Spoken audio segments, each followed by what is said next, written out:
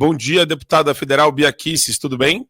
Bom dia, é um prazer estar aqui com vocês, apesar da correria. Eu estou em duas comissões ao mesmo tempo, mas tem que achar uma brechinha para falar com vocês, porque, Marco, o teu programa é sensacional, o teu público é sensacional, então estamos juntos.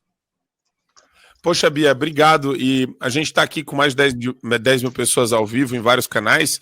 Bia, eu acho que muita gente está curiosa para saber sobre as assinaturas do projeto de lei da anistia, como que estão os desafios, o trâmite, se a gente vai conseguir, e se a gente conseguir, quando mais ou menos. Como que você está enxergando essa movimentação toda do PL da anistia? Bom, Marco, primeiro dizer que domingo foi gigante. Eu estava lá na Paulista e te falo, meu amigo, tinha 1 milhão de pessoas ali sim, tá? É, Aí a pressão aqui é a seguinte: nós estamos conversando com os parlamentares, estamos colhendo assinaturas individuais, né? Tiramos dos líderes essa expectativa, né? Porque o líder ele assina, ele representa, conta por todos os deputados do partido dele. Então, às vezes, com 3, 4 líderes que assinam, você já alcança o quórum de 257. Mas como isso não estava andando, a gente passou a buscar é, individualmente. E aí, ontem, a gente já estava com 222 assinaturas. Precisamos de 257. Nós estamos chegando lá, tá? Depois eu vi o Sócrates falou que estavam faltando, está andando, a gente conversa com os parlamentares. Muitos não concordam com uma anistia ampla, geral e restrita, que é aquela que eu advogo, mas acham que, de fato, as penas precisam ser revistas, que é absurdo o que estão fazendo, que realmente é desumano. Então, a nossa expectativa é que pautar essa anistia, a urgência do projeto, para quem sabe já na semana que vem a gente começar as discussões sobre o projeto, e aí a gente vai ter um texto, né? O Hugo Mota vai ter que escolher um relator, a gente tem um texto que, no nosso caso, do PL, de muitos parlamentares, nós queremos zerar essa situação em anistia total, como os terroristas da esquerda tiveram no passado, e que estão tentando agora mexer, inclusive a ONU, eles estão querendo acabar com a anistia que foi dada para os militares, deixar só para os terroristas. Isso é um absurdo, insegurança jurídica total. Mas a gente não pode contar com esse resultado de uma anistia total. E isso vai depender das discussões que ocorrerão aqui na casa.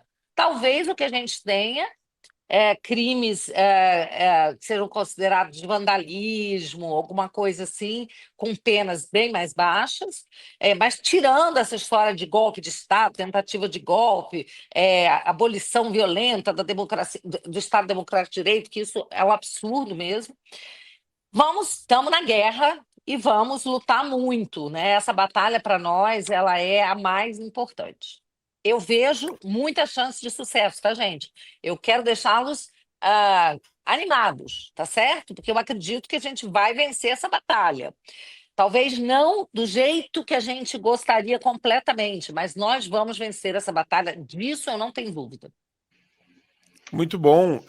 Queria agradecer ao Didi que está na área. Tudo bem, Didi?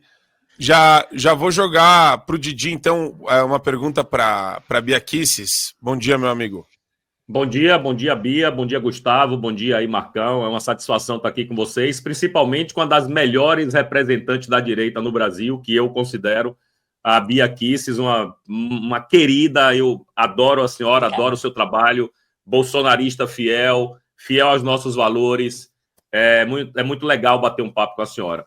Bom, eu queria, se você me permite, fazer duas perguntas rapidinhas. A primeira é em relação à anistia. A senhora disse que talvez não seja tão ampla assim.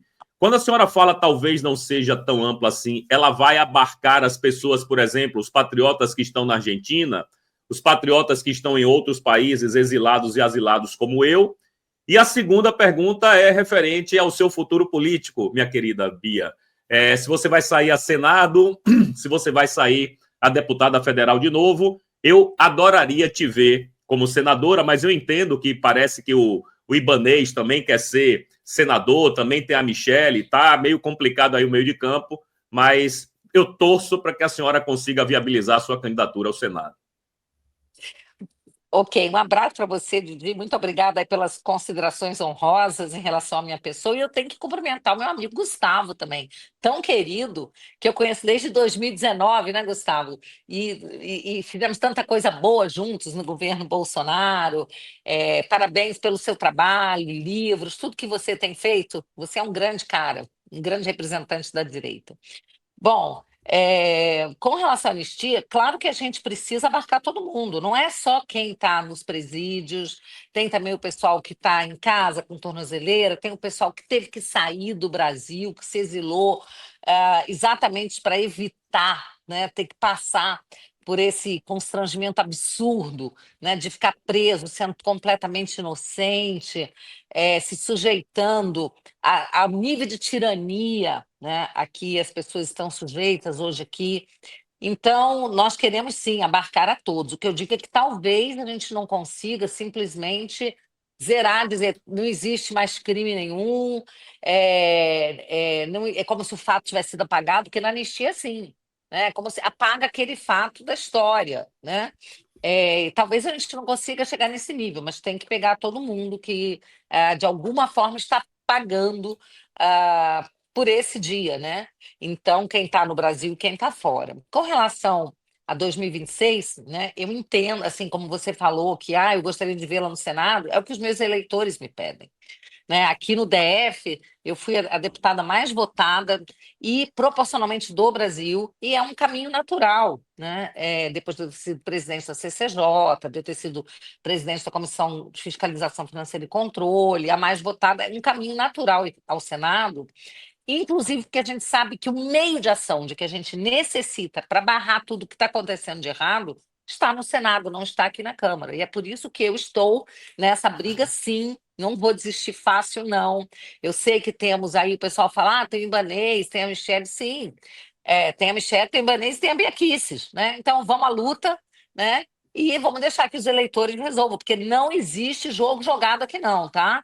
Tem muita gente que fala, já ganhou fulano, já não tem jeito. Não, como não tem jeito, né? Quem vai decidir são os eleitores, afinal de contas. É isso aí. Eu quero aproveitar e já abrir para o Gustavo também, fazer uma pergunta para a deputada federal Bia Kicis. Primeiro, dar um beijo na Bia, a minha deputada, porque eu votei nela, eu votava em Brasília, eu votei na Bia, é o voto que eu mais me orgulho na vida, porque que eu tenho certeza que todo mundo que votou nela se sente muito representado. A Bia é espetacular, é sensacional, eu sou fã demais. E realmente, eu a gente fez muitas votei e coisas... me sinto representado, pô. Olha aí, ó, tá vendo? Não, a Bia é incrível. Bia, eu queria te perguntar, primeiro também, na mesma torcida para o Didi, a gente precisa de pessoas como tu no Senado, porque não adianta só botar, a gente botou fulaninho, ciclano que é de direita, e aí chega lá e não faz nada. A gente precisa de pessoas como tu, combativas no Senado, como tu bem colocou. O meio de ação, porque nós queremos essa pauta que o Marco defende aí há 3 anos, tá no Senado. Então, assim, não adianta. A gente tem senadores lá que foram eleitos com o voto da direita e que não se manifestam. Bom, além disso, agora falando da realidade da Câmara, está acontecendo uma adesão cada vez maior, até por conta da força da opinião pública, né, para a pauta da anistia, mas como é que tu vê ali no colégio de líderes, como é que tu vê na mesa diretora essa pauta sendo colocada no plenário? Tu acha que tem chance, se houver uma pressão maior do número de deputados, vai ser meio que vai obrigar a mesa a colocar essa pauta no plenário?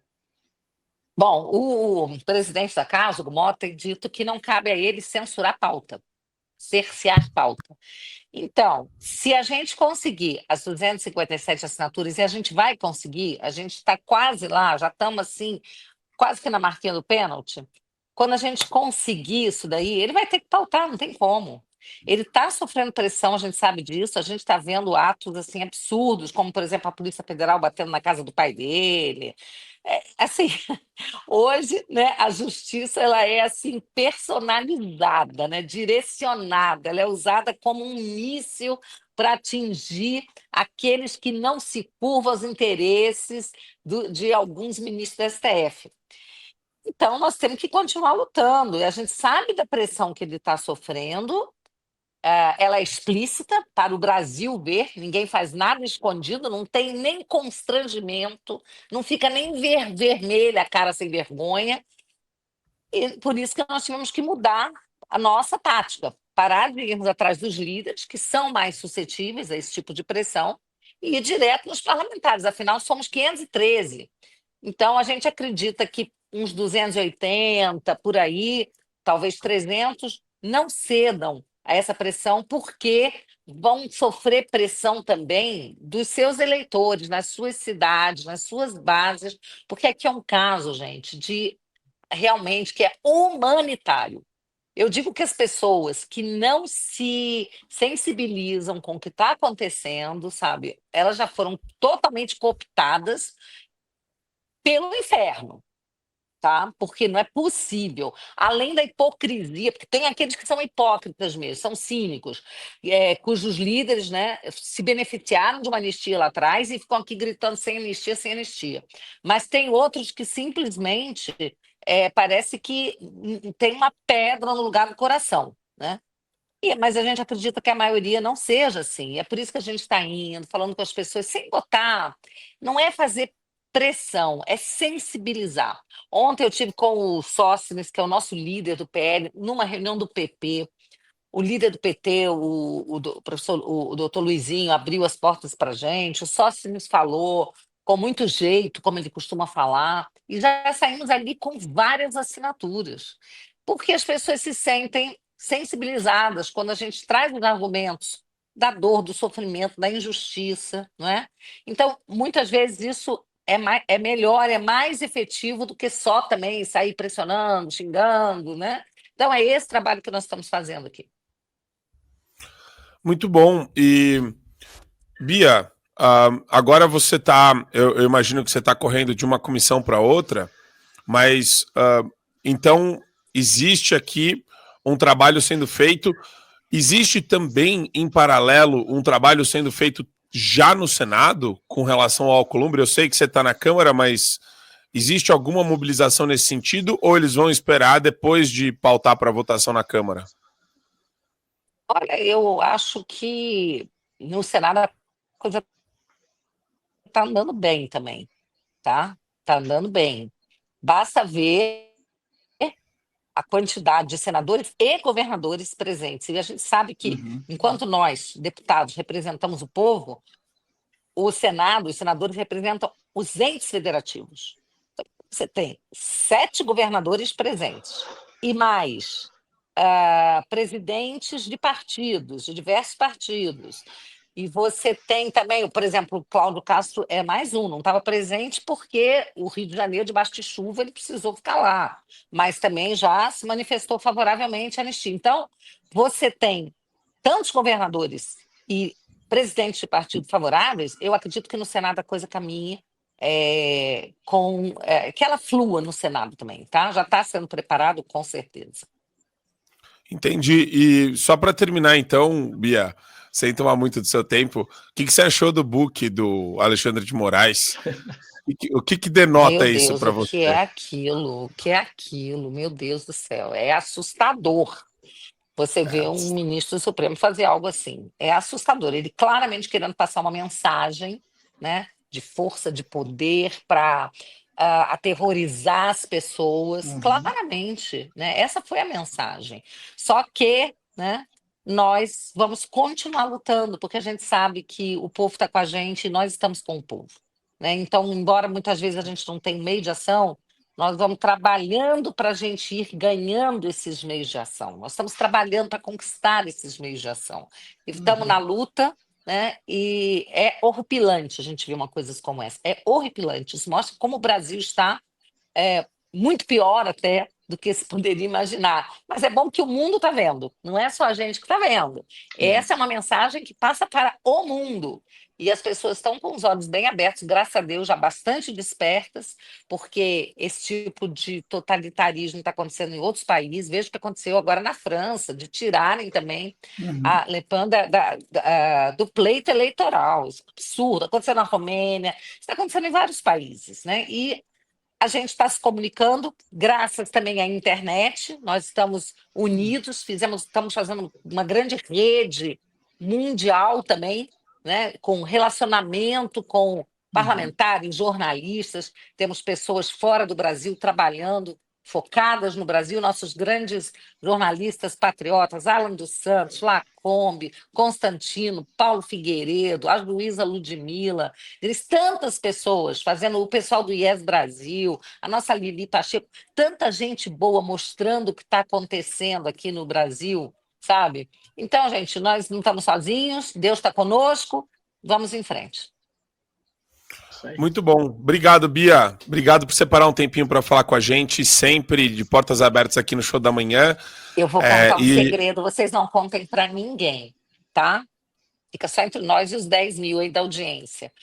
O Marco esteve aqui no meu gabinete, gente, era um tal de mulher suspirar para um lado, cair para o outro, não vou contar para vocês. Brincadeira não, viu? Obrigado, Bia. Você é muito querida. Fica com Deus. Fiquem E com daqui a Deus pouco eu dou um também. pulo aí no Congresso. Dá um beijo em você.